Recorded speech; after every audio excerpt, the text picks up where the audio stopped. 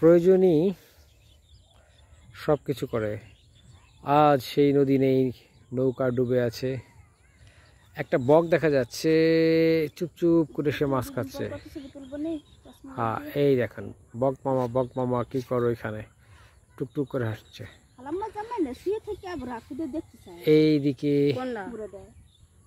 এইদিকে পানি নিচ্ছে, এই পানি দিয়েই দেখেন আপনার পানির কালার দেখতে পাচ্ছেন।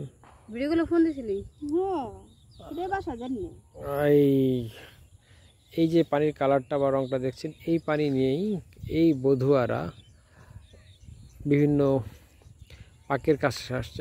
বকটা উড়ে যাচ্ছে না, ওই পাশে গেল। আর আরেকটা বিষয় হলো যে এখানে আমি দেখেছি প্রচুর পরিমাণে আপনার মানুষ গোসল করে এবং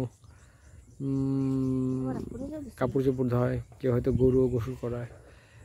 অল ওভার দ্য সিচুয়েশন হলো যে ডার্টি পানি, কিন্তু মানুষ এটা খুব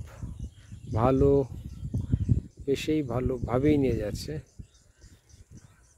এখনও স্যানিটেশনের জন্য অনেক দূর যেতে হবে বাংলাদেশ।